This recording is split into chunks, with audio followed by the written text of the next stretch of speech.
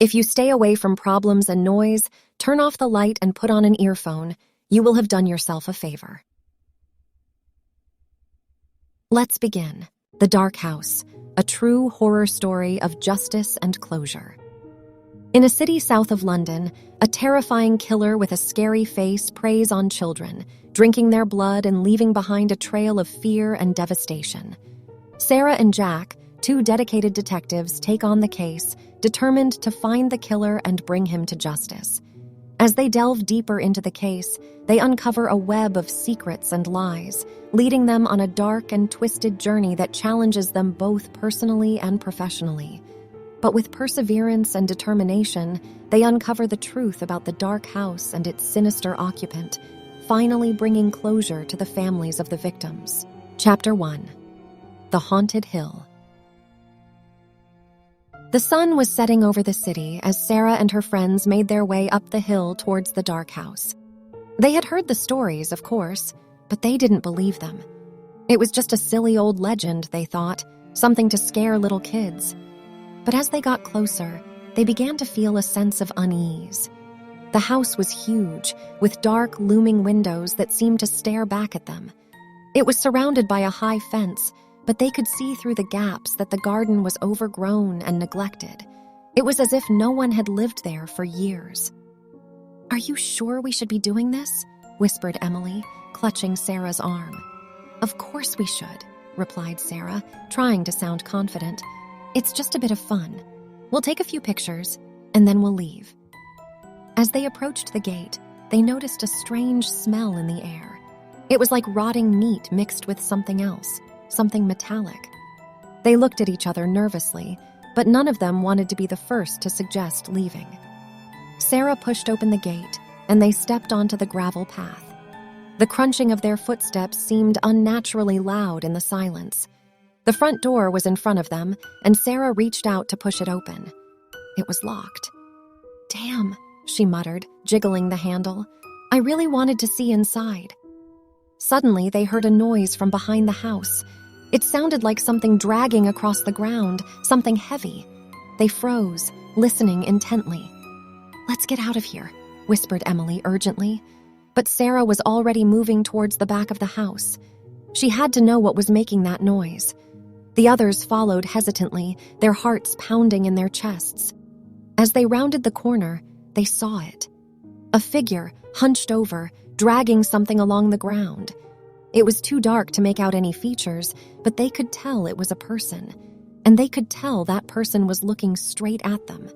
They turned and ran, not stopping until they were back at the bottom of the hill. They didn't talk about it again until they were safely back home. But even then, they couldn't shake the feeling that they had disturbed something in that house, something that didn't want to be disturbed. Chapter 2. The investigation begins. Sarah couldn't stop thinking about the dark house. She had to know what was inside, what had been making that noise. It was like an itch she couldn't scratch. So she did what any curious teenager would do. She started researching. She spent hours online, searching for any information she could find about the dark house. She read old newspaper articles, message board threads, and even watched a few YouTube videos of people who claimed to have visited the house. But she couldn't find anything substantial, just a lot of rumors and hearsay. Then, one day, she struck gold. She found a forum post from someone claiming to be an urban explorer. They said they had visited the dark house and had actually gotten inside. They posted pictures and a detailed account of what they had found. Sarah was ecstatic. She messaged the poster and begged them to tell her more. To her surprise, they replied. They said they were willing to meet up with her and show her the way into the house. Sarah couldn't believe her luck. She met the explorer, whose name was Jack, in a coffee shop in town. He was older than her, probably in his mid-20s, but he seemed nice enough. He showed her a map of the area, pointing out the best way to approach the house without being seen. They agreed to go the following Saturday night. Sarah couldn't wait. The week passed in a blur of excitement and nerves. She didn't tell anyone else what she was doing, not even her friends. She didn't want them to try and stop her. On Saturday night, she met Jack at the designated spot. They walked in silence for a while, until they reached the fence that surrounded the dark house. Jack showed her a gap in the fence that they could crawl through. Sarah felt a thrill of excitement and fear as they made their way across the overgrown garden. Finally, they were at the back door. Jack pulled out a set of lockpicks and got to work. It took him a few minutes, but eventually he got the door open. They stepped inside, and Sarah felt a rush of cold air wash over her. It was pitch black, but Jack had brought a flashlight. He switched it on, and they began to explore. Chapter 3. The Creepy Interior. The inside of the dark house was just as creepy as Sarah had imagined. Dust and cobwebs covered every surface, and the air was thick with the smell of must and decay. The only sounds were their footsteps on the creaky floorboards. Sarah shivered, suddenly feeling very small and vulnerable. She didn't like this feeling, but she couldn't turn back now. She had to know what was inside. Jack led the way, his flashlight casting eerie shadows on the walls. They passed through what looked like a living room, complete with a dusty sofa and a broken television. Sarah couldn't help but wonder who used to live here and why they had left everything behind. They climbed a set of stairs, and Sarah felt her heart rate increase. This was where the noise had come from. She had a feeling that whatever was up here, she didn't want to meet it. At the top of the stairs, they found themselves in a hallway. Doors lined the walls, all of them closed. Jack pointed to one of the doors. "That's where I found something interesting," he whispered. "But we have to be careful. We don't know who else might be in here." Sarah nodded, feeling a knot form in her stomach. She didn't want to run into anyone or anything. She just wanted to see what was inside that room. Jack pushed open the door, and they stepped inside. It was a small room with a single window that was covered in grime. The only furniture was a small table and a chair, but that wasn't what caught Sarah's attention. On the table, there was a book. It was old and leather-bound, with a lock on the front. Sarah felt a thrill of excitement. This was what she had come for. She walked over to the table and picked up the book. Jack warned her to be careful, but she was too engrossed in examining the lock. She didn't even notice the sound of footsteps coming up the stairs. Suddenly, the door burst open, and a figure stood in the doorway. Sarah screamed, dropping the book and backing away. The figure was tall and hulking, with a face that was distorted by scars and a sneer. It was the face of the killer from the legend. Chapter 4. The Escape. Sarah's heart felt like it was about to burst out of her chest as she stared at the terrifying figure in the doorway. She didn't know what to do, but she knew they had to get out of there fast. Jack grabbed her arm and pulled her towards the window. "We have to go," he hissed. "Now!" They ran to the window, but it was stuck shut. Sarah frantically tried to push it open, but it wouldn't budge. She could hear the killer's footsteps getting closer. Suddenly, Jack pulled out a pocket knife and started hacking away at the window frame. It took a few tries, but he managed to pry the window open. Sarah scrambled out, feeling the cold night air rush over her. She looked back and saw the killer standing in the doorway, watching them. She felt like her legs were made of lead, but she forced herself to keep moving. Jack was already on the ground, waiting for her. They ran towards the fence, but Sarah could hear the killer's footsteps behind them. She didn't dare look back. They reached the gap in the fence, and Sarah crawled through it as fast as she could. Jack was right behind her. They got up and started running again, not stopping until they were a safe distance away. Sarah collapsed onto the ground, gasping for breath. She felt like she was going to be sick. Jack sat next to her, his eyes wide. "That was insane," he muttered. Sarah nodded, not trusting herself to speak. She felt like she had just narrowly escaped death. She didn't know what would have happened if Jack hadn't been there. They sat there for a few minutes, catching their breath and calming down. Then, Sarah remembered the book. She looked at Jack. "The book," she said. "I dropped it in the room." Jack shook his head. "We can't go back for it," he said. "We're lucky to have made it out of there alive." Sarah felt a pang of disappointment. She had come so close to solving the mystery of the dark house, only to have it slip away. But she knew Jack was right. They had to get out of there and never come back. They got up and started walking back to town, keeping an eye out for any sign of the killer. Sarah knew that she would never forget what she had seen in that house, and she also knew that she would never stop wondering what was in that book. Chapter 5. The Investigation. Sarah and Jack didn't speak much on the walk back to town. They were both lost in their own thoughts, trying to process what had just happened. As soon as they got back, they went to the police station to report what they had seen.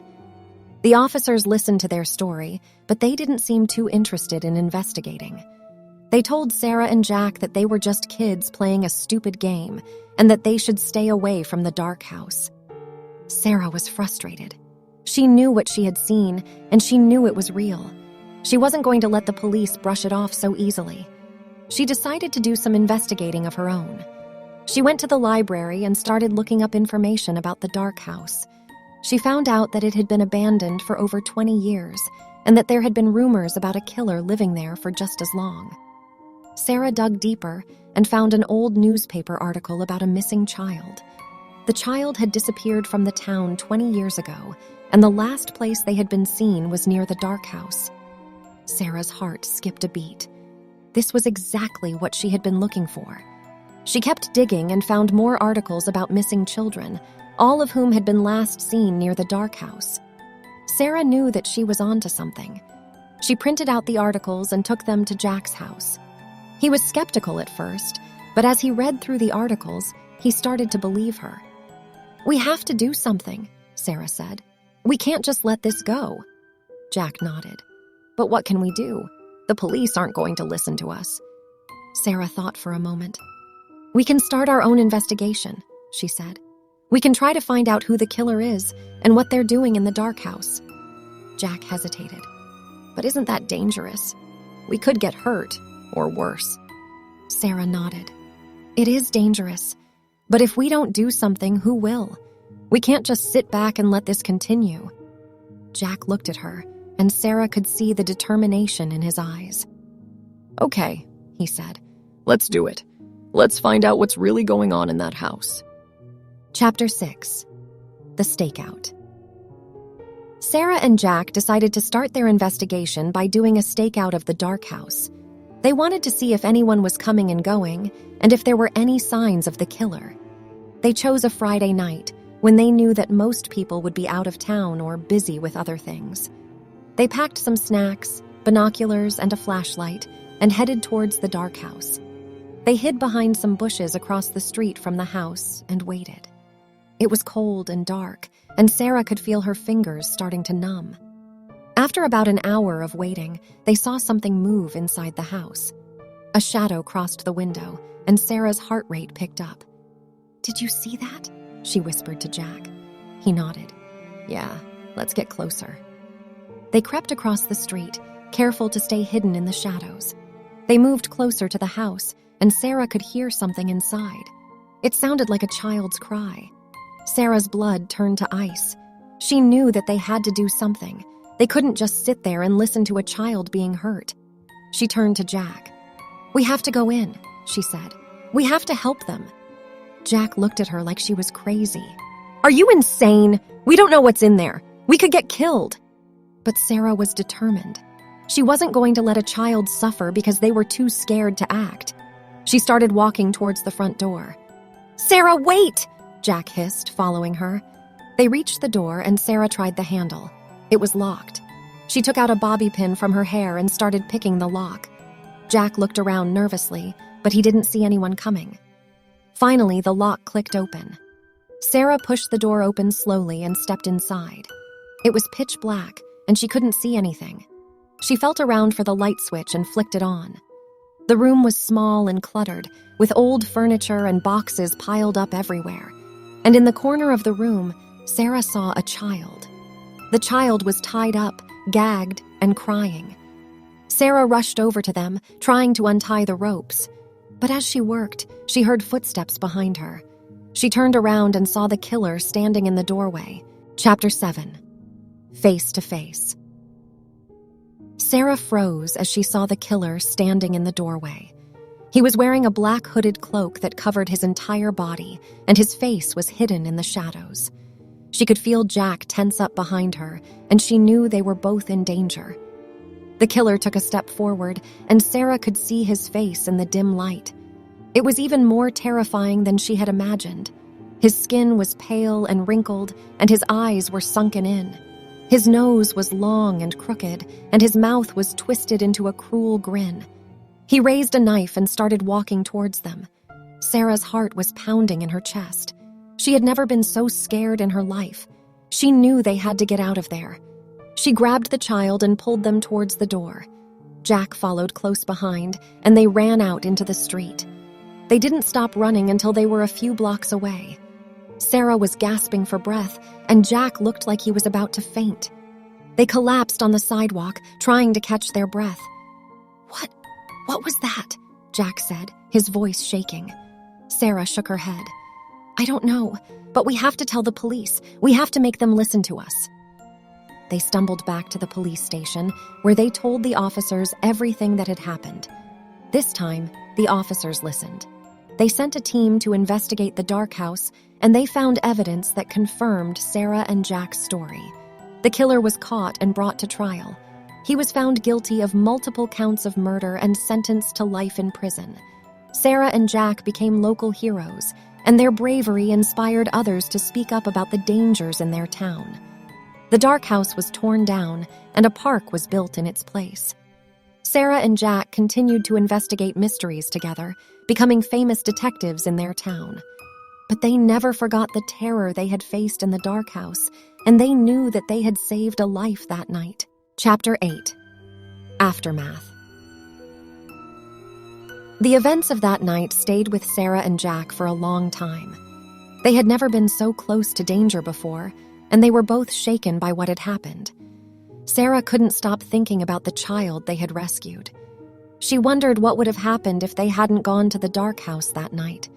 She couldn't imagine the horror that the child had gone through. Jack was quieter than usual, and Sarah could tell that he was deep in thought. She knew he was processing everything that had happened, just like she was. Days turned into weeks, and the town started to heal. People were talking about the bravery of Sarah and Jack, and they were hailed as heroes. But Sarah and Jack both knew that they had just done what anyone would do in that situation. They continued to investigate mysteries together, but they were more cautious than ever before. They knew that danger was always lurking around the corner. One day, Sarah received a letter in the mail. It was from the child they had rescued. They had never met the child, but the letter was filled with gratitude and thanks. The child wrote about how much their life had changed since that night, and how they were now living with a new family who loved them. Reading the letter brought tears to Sarah's eyes. It was a reminder of why they had become detectives in the first place. They wanted to help people, to make a difference in their community. Sarah and Jack continued to receive letters from the child over the years. Each one was filled with hope and happiness. The child had gone on to live a happy and fulfilling life, and Sarah and Jack knew that they had played a small part in that. The memory of the dark house still haunted them, but they also knew that they had made a difference. They had saved a life, and that was something to be proud of. Chapter 9. A New Mystery. Sarah and Jack were sitting in their office, trying to come up with a new case to investigate. They had solved many mysteries over the years, but they were always on the lookout for a new challenge. Suddenly, their phone rang. It was the police chief asking for their help on a new case. "We've had a break-in at the museum," the police chief said. "Several valuable artifacts have been stolen. We need your help to find them." Sarah and Jack jumped at the opportunity. They loved solving mysteries, and this sounded like a good one. They rushed to the museum, where they met with the curator. The curator showed them the room where the artifacts had been stolen from. The window was shattered, and the room was in disarray. Sarah and Jack started to investigate. They looked for any clues that the thief might have left behind. After a few hours of searching, Sarah found a small piece of fabric caught on a nail. She picked it up and examined it closely. "This is interesting," she said. "This fabric isn't from the museum. It looks like it's from a hotel towel." Jack nodded. "That means the thief must have stayed in a hotel recently. We can check the local hotels and see if anyone matches the description of the thief." They thanked the curator and headed to the nearest hotel. They showed the front desk clerk a picture of the stolen artifacts and asked if anyone had checked in recently with them. The clerk nodded. "Actually, there was a man who checked in last night. He was carrying a bag that looked like it could hold those artifacts." Sarah and Jack's hearts raced. They asked for the room number and rushed up to the floor. They knocked on the door of the room, but there was no answer. They tried the handle, and to their surprise, the door was unlocked. They cautiously entered the room, and their jaws dropped. The stolen artifacts were all spread out on the bed. Suddenly, they heard footsteps in the hallway. They quickly hid behind a nearby couch. The door opened, and the thief walked in. He started to pack the artifacts into his bag. Sarah and Jack sprang into action. They jumped out from behind the couch and shouted for the thief to stop. The thief was caught off guard, and he dropped the bag. He tried to run, but Sarah and Jack were too fast. They tackled him to the ground and held him until the police arrived. The stolen artifacts were returned to the museum, and the thief was brought to justice. Chapter 10. The Dark House. Sarah and Jack had just finished solving the museum theft case and were feeling pretty good about themselves. However, their mood quickly changed when they received a call from a frantic mother. "My daughter has gone missing," the mother said through sobs. "She was playing outside, and I turned my back for just a moment, and she was gone." Sarah and Jack knew they had to act quickly. They asked the mother for any information she had, such as what her daughter was wearing and where she might have gone. The mother gave them a description of her daughter and said that she often played in the nearby park. Sarah and Jack headed to the park and started to search for any signs of the missing girl. As they were searching, they heard a scream coming from the direction of an old, abandoned house nearby. They immediately ran towards the house and burst through the front door. What they saw made their blood run cold. There was a man with a terrifying face standing over the missing girl. He was holding a knife, and there was blood on his hands. Sarah and Jack sprang into action. They charged at the man, who quickly turned to run away. They chased him through the house and finally cornered him in a dark room. The man was struggling and screaming, but Sarah and Jack managed to subdue him and tie him up until the police arrived. As they were leaving the house, Sarah and Jack noticed a strange feeling in the air. It was almost as if the house itself was alive, and it was watching them. They couldn't shake the feeling as they walked back to their office. They decided to do some research on the history of the house, and what they found was chilling. The house had been owned by a wealthy family in the 1800s. The father had been a doctor who was known for his bizarre experiments on animals and humans alike. After his wife and children died in a mysterious fire, the doctor disappeared, and the house was left abandoned. Rumors circulated that the doctor's spirit still haunted the house and that he was responsible for the disappearances of many children over the years. Sarah and Jack knew that they had stumbled upon something much bigger than just a missing child case. They were now facing a true horror story, and they weren't sure if they were ready for what was to come next. Chapter 11. The Haunting. Sarah and Jack couldn't shake the feeling of unease after their encounter at the dark house. They had been so focused on rescuing the missing girl that they hadn't fully processed what they had seen. As they sat in their office, trying to piece together the events of the day, they heard a faint whisper. At first, they thought it was just their imagination, but the whispering grew louder. They searched the room, but they couldn't find the source of the whispers. Suddenly, the room grew cold, and they felt a chill run down their spines. They realized that they were not alone in the room. They quickly got up and ran out of the office. As they left the building, they noticed that the sky had turned a deep shade of red. They felt like they were in a nightmare, and they couldn't wake up. They decided to do some more research on the dark house and the history of the area. They learned that the house had been built on top of an old graveyard and that the doctor had used the bodies for his experiments. The more they dug into the history of the house, the more they realized that they were dealing with something beyond their understanding. They started to see apparitions and hear strange noises in their office. They knew that they had to do something to put an end to the haunting. They contacted a local psychic who advised them to perform a ritual to banish the evil spirit from the area. Sarah and Jack were skeptical at first, but they were willing to try anything to rid themselves of the haunting. They followed the instructions given by the psychic, and to their surprise, the ritual seemed to work. The whispers stopped, and the room no longer felt cold. The sky returned to its normal color, and the apparitions stopped appearing. Sarah and Jack knew that they had dealt with something beyond their comprehension, but they also knew that they had prevailed. They had faced their fears and had come out on the other side stronger.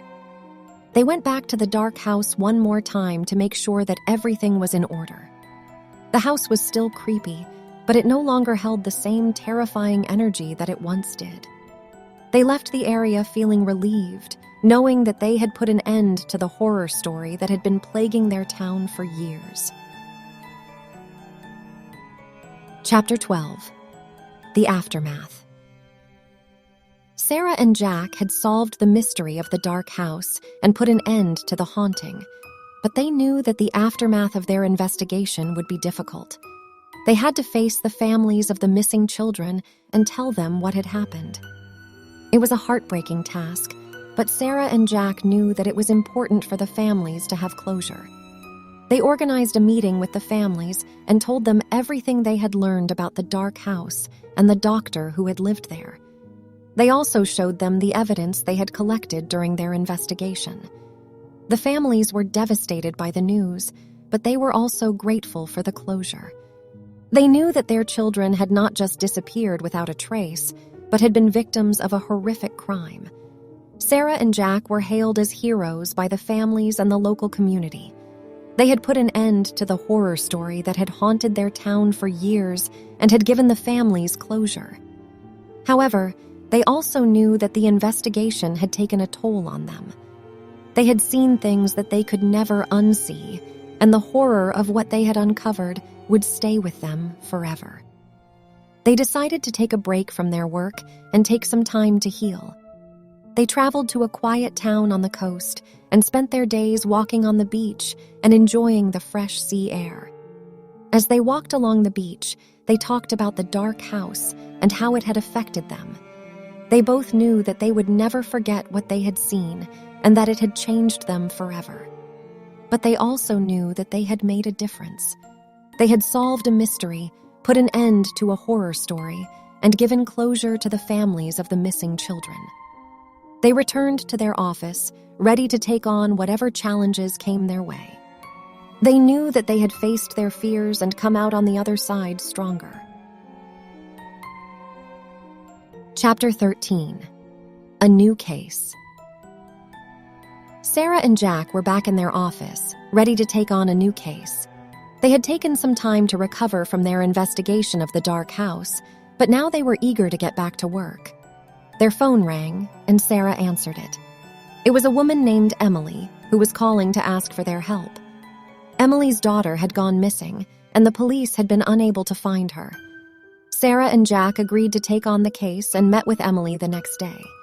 She told them about her daughter, Rachel, and how she had disappeared on her way home from school. They asked Emily for any information that might be helpful in their investigation. Emily gave them Rachel's phone and laptop, hoping that they might find some clues there. Sarah and Jack spent hours going through Rachel's phone and laptop, looking for any signs of where she might have gone. They found some strange messages on Rachel's phone, which led them to believe that she might have been meeting someone secretly. They traced the messages to a nearby park, where they found a group of teenagers hanging out. Sarah and Jack approached the teenagers and asked if they had seen Rachel. One of the teenagers, a boy named Liam, said that he had seen her a few days ago. Liam told them that Rachel had been meeting with a boy named Alex. He didn't know much about Alex, but he said that Rachel had seemed happy to see him. Sarah and Jack decided to investigate Alex, hoping that he might have some information about Rachel's whereabouts. They found his social media profiles and saw that he was friends with a group of kids from a nearby high school. They decided to go undercover and pose as high school students to try to get close to Alex and his friends. They enrolled in the high school and started attending classes. They soon became friends with Alex and his group, and they began to gather information about Rachel. They found out that she had been dating Alex for a few weeks before she disappeared. Sarah and Jack finally had a breakthrough when they discovered that Rachel had run away from home. They found her staying with a friend in a nearby town, and they were able to reunite her with her mother. Emily was overjoyed to have her daughter back, and she thanked Sarah and Jack for their help. She couldn't believe that they had been able to find Rachel when the police had been unable to. Chapter 14. The Killer's Identity. After their successful investigation of Emily's missing daughter, Sarah and Jack were back in their office, working on their next case. But they couldn't shake the memories of their previous case, the one that had taken them into the dark house. They had never found out the identity of the killer with the scary face, and it haunted them. They knew that they couldn't move on until they had solved that case. Sarah decided to do some more digging into the history of the dark house. She searched through old newspapers and police records, trying to find any information that might lead them to the killer. One day, she came across an old police report from the 1970s. It described a brutal murder that had taken place in the dark house. The victim had been a young girl, just like the ones the killer in their case had targeted. Sarah immediately knew that this had to be connected to their case. She dug deeper and found more information about the murder. The killer had been caught and sentenced to life in prison, but he had never revealed his identity. Sarah and Jack knew that they had to find out who the killer was. They visited the prison where he was being held and requested to speak with him. At first, he refused to talk to them, but eventually, he agreed to meet with them. The killer was an old man now, and he looked nothing like the terrifying figure that had haunted their case. But Sarah and Jack could see the madness in his eyes, and they knew that he was the one. They asked him about the murders in the dark house, and he told them everything. He had been a young man when he committed the crimes, driven by a desire for power and control. He had targeted young girls because he believed that they were easy prey. He told them about his twisted rituals and how he had drunk the blood of his victims. Sarah and Jack were sickened by what they heard, but they knew that they had finally found the answers they had been seeking. The killer's identity was not what they had expected, but they were grateful to finally know the truth. They left the prison feeling both relieved and disturbed by what they had learned. They knew that they would never forget the dark house and the horrors that had taken place there. But they also knew that they had done everything they could to bring closure to the case and to the families of the victims. Chapter 15. Closure. Sarah and Jack sat in their office, the dark house case file closed and neatly filed away. They had finally found out the truth about the killer with the scary face and had brought closure to the families of his victims. It had been a long and difficult case, one that had taken a toll on both of them. But they had worked together to solve it, and now they could finally move on to their next case. As they sat there, they talked about the lessons they had learned from the dark house case. They knew that they had to be vigilant and always follow the evidence, no matter how terrifying it might be. They also knew that they had to be there for the families of the victims, providing them with answers and closure. Sarah and Jack were grateful for each other, for their partnership that had seen them through this difficult case. They knew that they would always have each other's backs, no matter what. As they left the office that day, they felt a sense of relief and closure. They had solved the dark house case and had brought justice to the families of the victims. They knew that they had done their job well and that they could move forward with confidence, knowing that they were making a difference in the world.